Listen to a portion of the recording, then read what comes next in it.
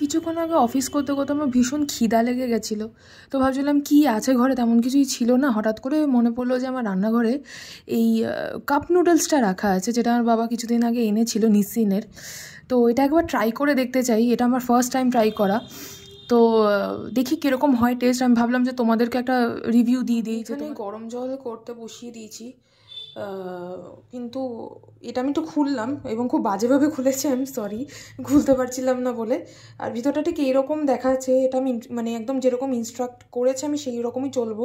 এর মধ্যে গরম জল দিয়ে কিছুক্ষণ ওয়েট করা, সব কিছু আমি করে তারপর তোমাদেরকে জানাচ্ছি।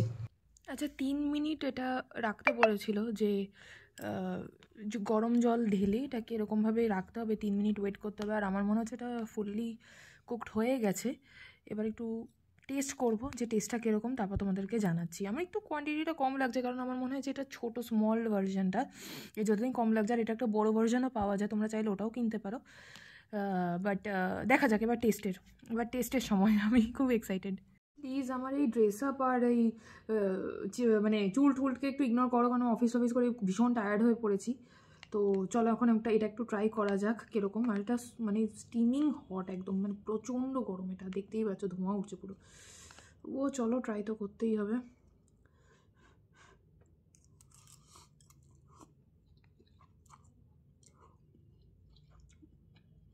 ব্লান্ট টেস্ট, কোনো টেস্ট আমি তেমন পাচ্ছি না সত্যি বলতে।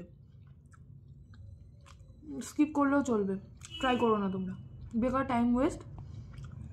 এটাকে যদি একটু ডিমের মামলের একটু ম্যাগি মশলা ফাসালা দিয়ে যদি একটু বানাতে পারো সেটা আলাদা, বাট এছাড়া কোনো এমন কিছু নয়, স্কিপ করতে পারো। আমার কিছু এমন বড়ো সড়ো কিছু লাগছে না, ম্যাগির মতন যেটা যে রেগুলার বেসিসে খাওয়া যেতে পারে। বেকার, জাস্ট এক্সাইটমেন্ট পুরো জলে গেল আমার, এই ম্যাগির সাথেই ধুয়ে গেল।